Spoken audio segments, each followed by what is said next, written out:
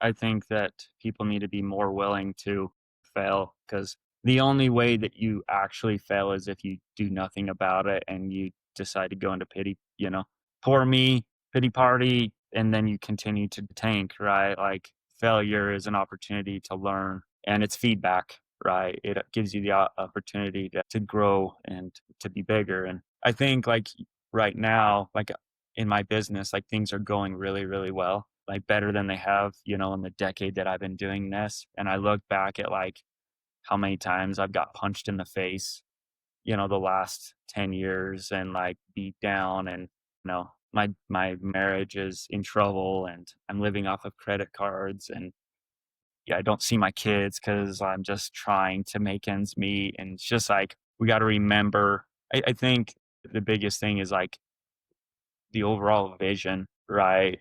Is the vision of what you want to become, what you want to create is what gives you motivation when there is absolutely no motivation and your morale is, in the drain. So, Mhm. yeah. Yeah, I think we all get knocked into different levels too, and to sort of have that faith, right? That you're able to make things better even when it's the darkest, right? It's the darkest before dawn, is what they say. Mhm. That's right. Yep. So what was it like for you to go through that? I mean, that's like a it seems like super tough. Yeah. I mean, I feel like I'm pretty good at being a long-term visionary. And so it was easier to like go through the fire even when I wanted to quit so many times. Like I'll give a for instance, right? I mean, there's been so many stories of like worse than paycheck to paycheck that I could talk about, right? The most recent one being we bought a deal in 21 and we it was a 24 plex built in 1951 that we turned into a 32 unit, had the ability to gain more units within the current structure.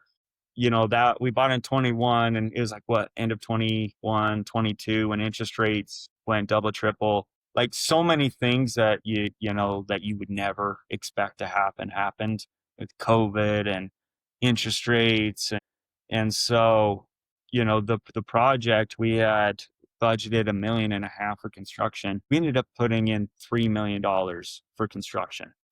That's like 100,000 a unit almost, right? That's insane Yeah. cost per unit for a renovation, small deal. And so if you can think about it, like for like 2 years, my partners and I showed up 3 to 5 days a week to go swing the hammer, to just keep the deal alive, right? To get the units done, to get the certificate of occupancy, to get tenants, because we had to vacate buildings at a time to be able to update electrical and plumbing, right? And so for that 3 years, I didn't have any income coming in because I was so focused on making sure that I didn't lose my investors' capital. And I guess a long story short, like there were so many times I just wanted to like freaking fire sell the property, be done with it. And I really, the thing that I look back is just like we could have done any number of those things, but I think it's like the long term vision of what I wanted to create. And I'm trying to remember